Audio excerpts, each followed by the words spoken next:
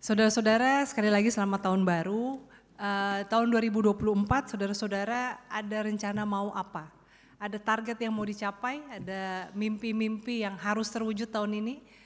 Mungkin ada, ya pasti ada untuk beberapa orang dan mungkin untuk semua kita mungkin ada. Nah saudara-saudara, salah satu tema dari tren dari tahun 2024 itu adalah good life. Hidup yang baik, hidup yang menyenangkan. Bukan berarti menyenangkan fun, party, hedonistis ya, tapi a good life, hidup yang berkualitas. Nah saudara-saudara, ini sebetulnya kita bisa melihat dari perkembangan dunia secara global, saat ini banyak sekali manusia atau negara-negara yang level kehidupannya itu meningkat. Negara-negara yang dulu terkenal identik dengan kemiskinan, sekarang ini berada dalam tahap developing countries.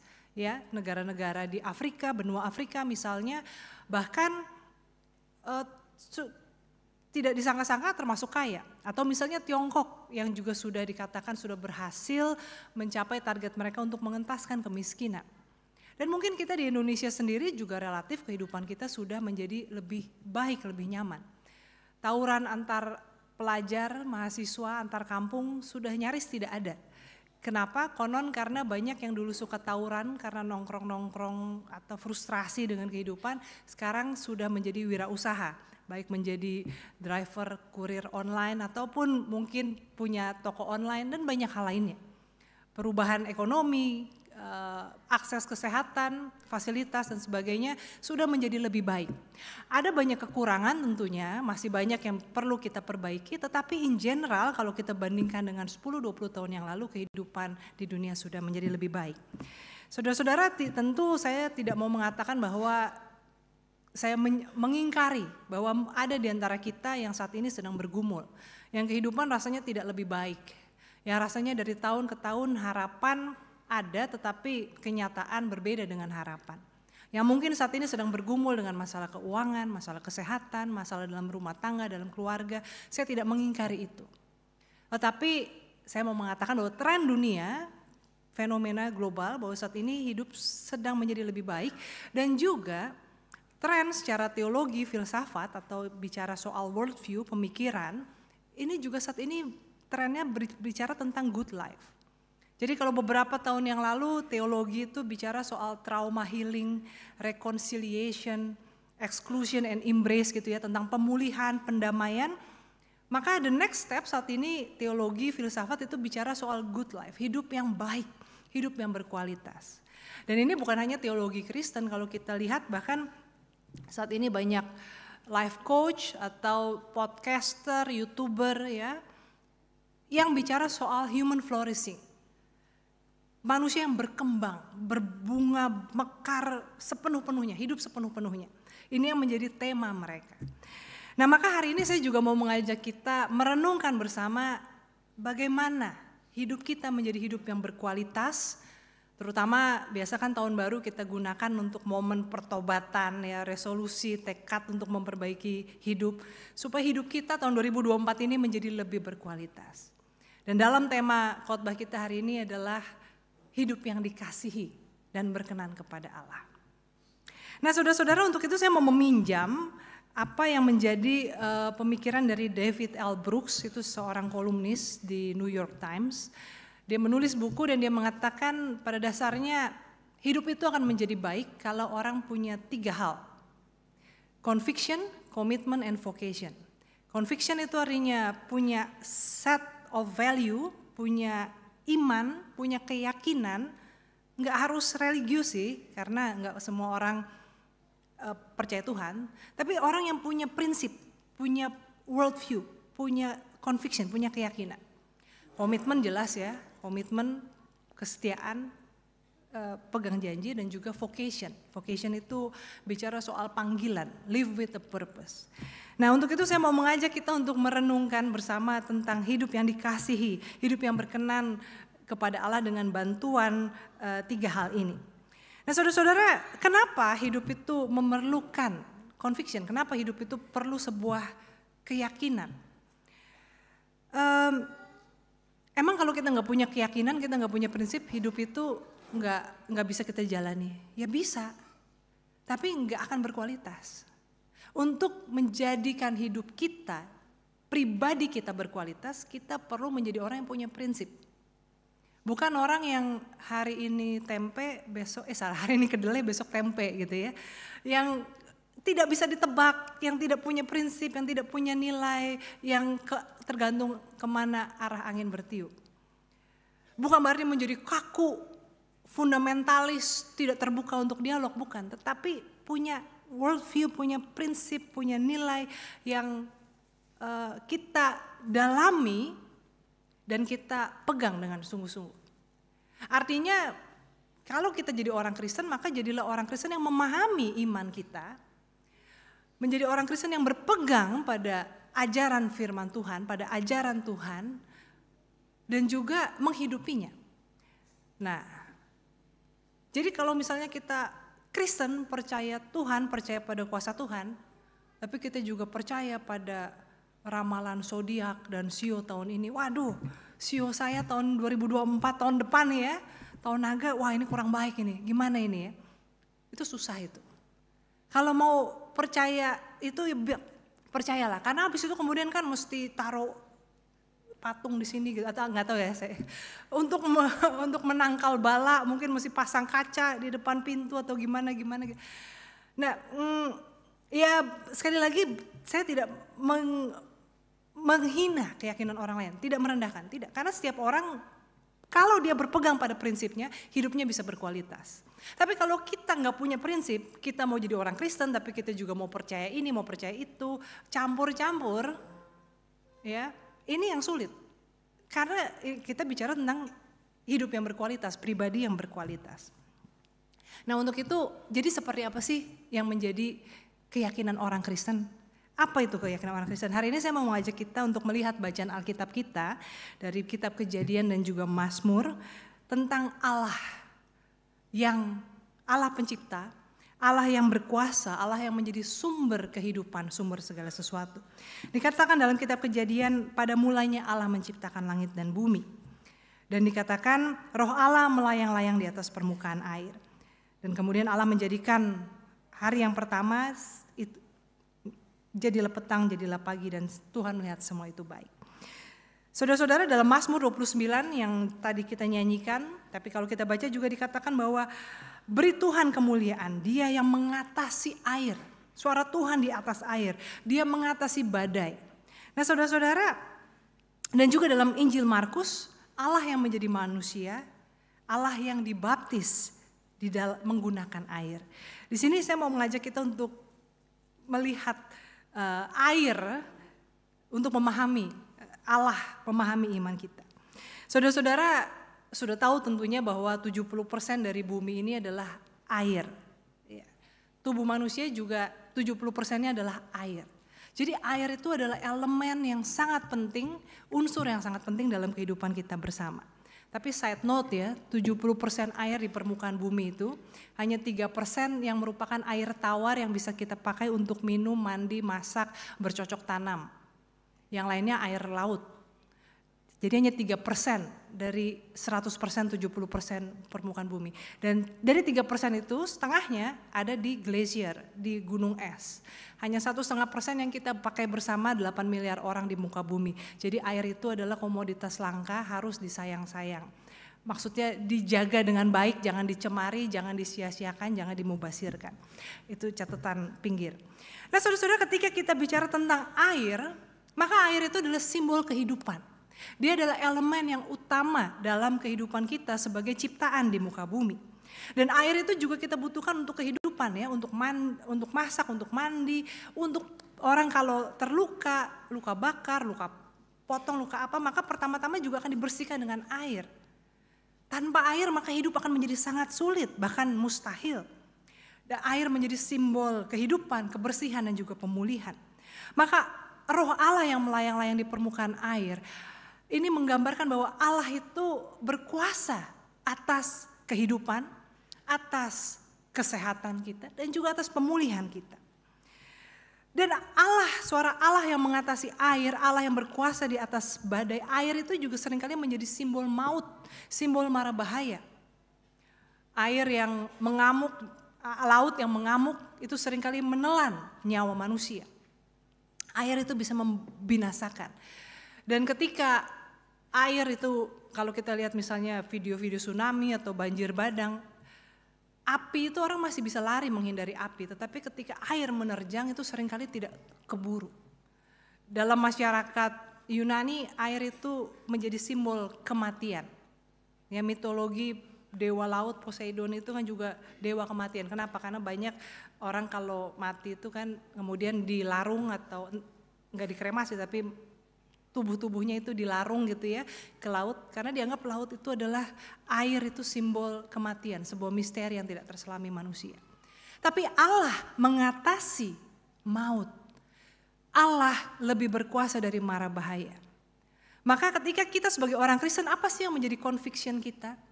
Allah sumber kehidupan, Allah sumber pemulihan, Allah sumber rekonsiliasi, Allah sumber keselamatan, baik keselamatan di dunia maupun juga nanti. Nah, dan juga Allah yang menjadi manusia yang dibaptis bersama-sama dengan manusia menggunakan media air, menggunakan air yang kita pakai untuk mandi, untuk masak dan sebagainya. Saudara-saudara, di sini menggambarkan Allah yang merendahkan diri, Allah yang bersolidaritas dengan kita para pendosa. Karena ketika Yesus mau dibaptis, Yohanes katakan, baptisanku adalah untuk orang berdosa yang bertobat, engkau tidak bisa aku baptis, aku tidak layak membaptiskan engkau. Tapi Allah yang menjadi manusia itu bersolidaritas dengan kita. Bukan Allah yang dari jauh menghakimi, menilai, menimbang dosa dan kelebihan dan kekurangan kita, tapi Allah yang berjalan bersama-sama dengan kita. Maka inilah yang menjadi conviction kita. Ini yang menjadi keyakinan kita. Dalam menghadapi kehidupan baik senang maupun susah, menghadapi kegagalan maupun kesuksesan, kita ingat bahwa semuanya bersumber dari Allah. Maka ketika kita sukses, kita tidak menjadi sombong, tidak melupakan Tuhan. Ketika kita sedang dirundung masalah, kita tidak kecil hati karena kita tahu Allah kita lebih berkuasa daripada mara bahaya apapun. Dan Allah itu adalah Allah yang bersama-sama dengan kita, berjalan bersama dengan kita, merasakan penderitaan kita. Another side note, saudara-saudara, karena hari ini juga ada baptis anak dan baptis dewasa. Baptis yang kita lakukan di GKI adalah baptis percik. Ya, makanya airnya ada di situ, bukan di kolam. Nah, ini seringkali kemudian ada yang bertanya, tapi kan nggak sah ya, karena Tuhan Yesus sendiri juga kan baptisnya kan di dalam air. Karena dikatakan dalam Injil Markus tadi, Yesus keluar dari air. Ketika Yesus keluar dari air, Roh Kudus turun dalam rupa burung merpati. Nah, tapi sebetulnya dalam bahasa Yunani, kata yang dipakai untuk keluar itu adalah apo, padanannya dalam Inggris adalah towards, bukannya ex. Nah, jadi keluar dari air itu artinya keluar dari sungai menuju darat. Ketika Yesus dari sungai berjalan menuju darat, turunlah Roh Kudus. Bukannya dari dalam air terus keluar menyembul begitu, itu X. Ya, tapi ini tentunya bukan hal yang perlu kita perdebatkan, tapi jadi kalau bicara soal dasar Alkitabnya nggak usah khawatir. Baptis percik itu sah ya di mata Tuhan, jadi jangan ada yang merasa perlu baptis ulang. Apalagi merasa perlu baptis ulangnya di Sungai Yordan, ya nggak usah begitu gitu ya. Baptisan itu cukup sekali karena ini adalah sakramen keselamatan, cukup once and for all ya, sekali untuk selamanya. Nah, Bapak Ibu saudara-saudara, itulah kalau kita mau punya hidup yang berkualitas, kita perlu punya conviction, dan conviction itu nggak cuma sekedar tempelan sambil lalu, kita perlu mendalami, kita perlu internalisasi keyakinan itu dan menghidupinya. Dan bagaimana kita menghidupi conviction, keyakinan kita adalah dengan yang kedua, komitmen. Walk the talk.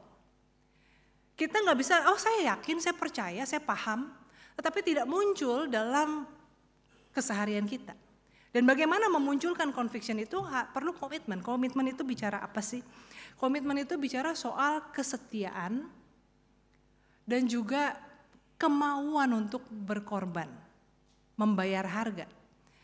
Kalau kita punya keyakinan tapi ketika tidak nyaman untuk kita lakukan, kita tidak melakukannya, ya tidak muncul conviction itu. Tidak muncul hidup yang berkualitas, tidak akan terjadi hidup yang berkualitas. Karena convictionnya itu kita simpan aja dalam otak atau dalam hati. Nah, saudara-saudara, tapi zaman sekarang ini orang itu sangat sulit untuk berkomitmen. Jangankan komitmen untuk yang berat-berat, komitmen untuk yang senang-senang aja susah. Ya, kalau diajak, ngumpul yuk, kapan yuk kita pergi makan-makan. Ya nanti ya, pokoknya ya kita lihat nantilah gitu, susah banget janjian sama orang. Nah, kenapa? Karena apalagi katanya ya, Gen Z, anak-anak muda tuh susah banget, diajak senang-senang aja susah kalian. Kenapa sih? Susah banget.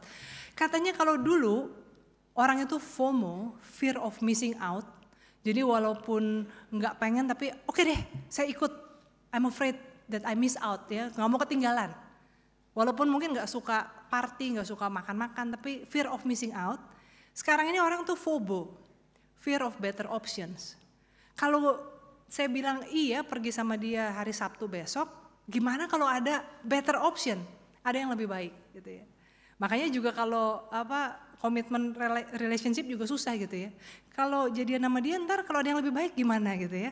Karena semakin terbuka kan dunia kita kan bahwa semakin banyak options. Nah tapi saudara-saudara sebetulnya ada juga buku yang berjudul Paradox of Choice. Orang berkata bahwa semakin banyak pilihan orang akan semakin bahagia, ternyata tidak. Yang terjadi adalah paradoksnya. Semakin banyak pilihan orang akan semakin sulit merasa puas. Ya.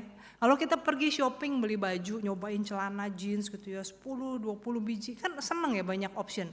Dibanding cuma ada pilihannya baggy sama cut bray, cuma 2. Warnanya juga cuma 2 gitu ya. Aduh, nggak cocok ya gimana gitu. Kalau banyak pilihannya kan puas nih ya. Tapi apapun yang kita beli, kita akan merasa tidak puas. Karena kenapa nggak beli yang itu tadi ya? Kayaknya bagusan yang itu tuh, yang high waist daripada yang low rise. Ini bagusan yang begini begitu ya. Kancingnya kayaknya bagusan yang 3 daripada yang 4. Jadi semakin banyak options, semakin sulit kita berkomitmen, sebetulnya hidup kita menjadi semakin tidak puas. Maka khususnya nih ya buat yang muda-muda, komitmen dalam kehidupan itu menjadi sesuatu yang penting. Nah saudara-saudara, komitmen itu selain membutuhkan tadi kesetiaan juga butuh sacrifice. Dan ini yang membuat orang sulit juga untuk berkomitmen. Kenapa? Karena kita ini manusia yang cenderung self-centered. Kita mementingkan diri sendiri. Oke lah, I can make an option, I can make a choice. Saya bisa memilih yang ini. Tapi gimana kalau pilihan ini ternyata kemudian di masa depan tidak menyenangkan. Dan saya harus sacrifice, saya harus kompromi, saya nggak suka. Makanya sulit, bukan sulit making option, tapi saya nggak mau nanti saya harus sacrifice. Karena hidup saya sudah nyaman sekarang. Ini bicara soal relationship, bicara soal pekerjaan, bicara soal pelayanan di gereja juga begitu. Saya mau pelayanan, saya bantu-bantu aja ya. Kenapa? Karena kalau saya jadi anggota komisi, pokja, apalagi majelis jemaat, pasti ada sacrifice-nya. Boleh nggak? Bantu-bantu aja. Nah saudara-saudara, tapi sekali lagi, no good things will come without commitment. Karakter hidup yang berkualitas tidak akan muncul tanpa ada orang yang mau berkomitmen. Dan kita nggak bisa hanya meminta orang lain yang berkomitmen, orang lain yang pelayanan, orang lain yang setia, orang lain yang berkorban, dan kita hanya mau menikmati kenyamanan. Tidak begitu cara kehidupan ini bekerja. Maka kalau kita mau menuai hal-hal yang baik, kita pun juga harus punya komitmen. Demikian juga ketika menjadi orang tua, membesarkan anak. Perlu komitmen.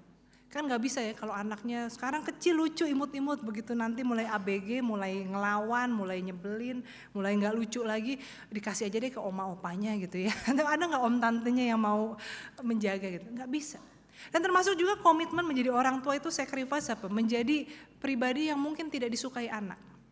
Banyak orang tua sekarang itu maunya menjadi teman anaknya. Menjadi orang tua yang cool, orang tua yang keren. Orang tua yang seperti teman. Cara berpikirnya sama dengan anaknya. Tapi anak butuh orang tua. Anak butuh orang tua yang tegas, yang bisa menegur, yang bisa mengarahkan, yang mendidik. Bukan hanya yang menyetujui dan menyenangkan. Karena apa? Jadinya nanti masa depan kita kalau semua anak-anak yang sekarang ini tumbuh dengan orang tua yang serba permisif, serba mengizinkan karena takut anaknya nanti tidak suka dengan dia. Dan Bapak Ibu Saudara-saudara percayalah anak itu pasti tetap akan tidak suka dengan kita apapun yang terjadi. Jadi pilihlah yang bijak, yang sustainable, yang jangka panjang, jangan yang hanya nyaman untuk sekarang. Nah saudara-saudara, lalu pertanyaannya lalu kenapa saya harus komitmen, saya harus pay the price, saya harus susah? Maka poin yang ketiga adalah karena kita perlu vocation. Kita perlu panggilan. Kita perlu purpose dalam hidup kita. Kita perlu meaning, perlu makna. Kita perlu tahu why, the why. Mengapa kita dalam keyakinan kita berkomitmen karena kita tahu, kita paham. Why? What is the purpose of my life? Nah, bagaimana dengan kita ini? Bapak Ibu, saudara-saudara, teman-teman udah punya life purpose? Udah tahu kenapa ada di dunia? Nah saudara-saudara, banyak orang yang menjalani kehidupannya tanpa pernah tahu purpose-nya. Ya ikut arus aja.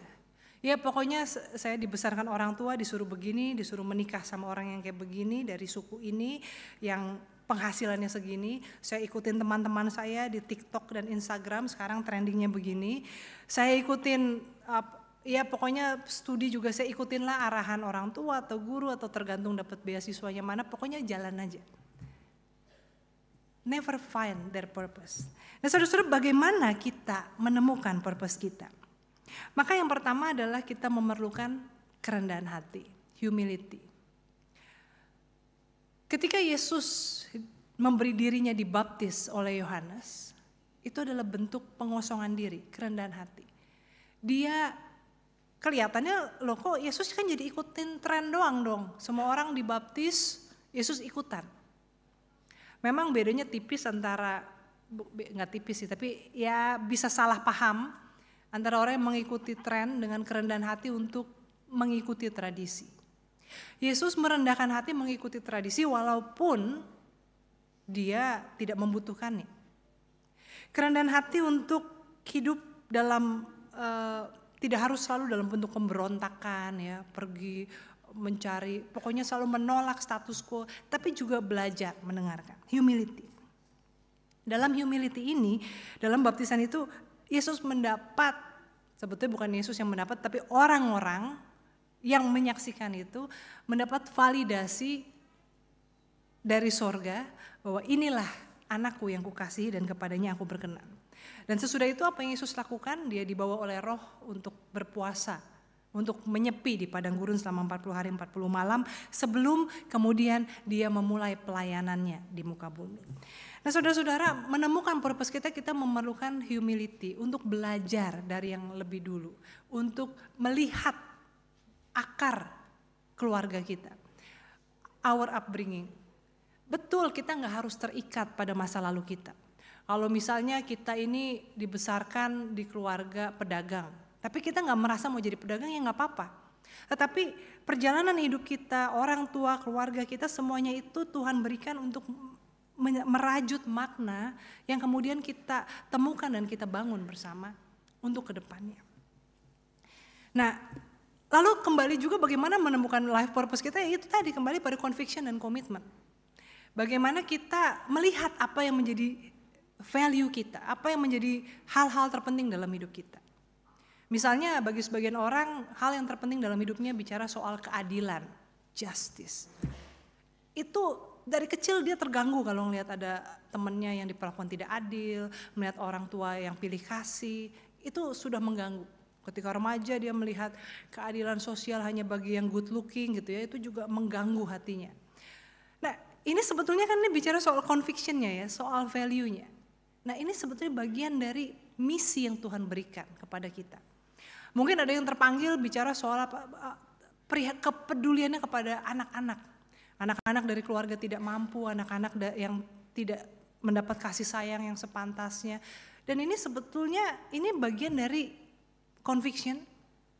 Dan ketika kita berkomitmen di sini, maka di situ juga kita akan menemukan purpose kita.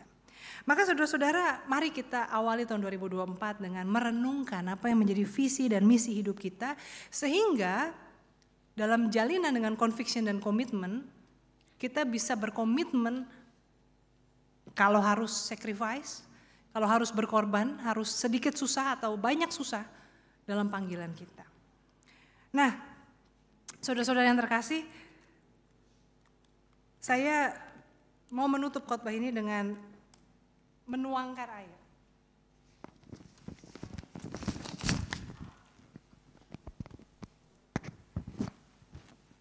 Jadi dalam baptisan kita menggunakan air. Dan air ini diambil dari keran atau mungkin sumur ya. Bukan, ini sih air keran. Saudara-saudara, air keran bisa dipakai untuk cuci tangan, mandi, cuci baju, mencuci sayur, untuk mengepel lantai, untuk menyiram toilet. Dan air yang sama juga dipakai untuk media baptisan, untuk sakramen baptis tanda keselamatan. Apa yang hendak saya katakan di sini? Kita ini semua adalah air. Kita biasa-biasa aja. Tetapi kalau kita memberikan diri kita untuk dipakai oleh Tuhan, maka Tuhan bisa memakai kita untuk hal-hal yang luar biasa. Walaupun jadi biasa-biasa saja bukan berarti sesuatu yang salah. Sama seperti kita butuh air untuk menyiram toilet, sama seperti kita butuh air untuk membasuh luka. Tapi kalau kita bisa menjadi lebih baik di tangan Tuhan, mengapa tidak? Maka biarlah kita seperti air ini, yang mungkin dari keran, our humble beginning, keluarga kita bukan siapa-siapa, tapi kalau kita mau memberikan diri kita kepada Tuhan, a good life, a good character, maka Tuhan akan memakai kita untuk hal-hal yang luar biasa. Kiranya Tuhan mau menerima persembahan diri kita. Amin.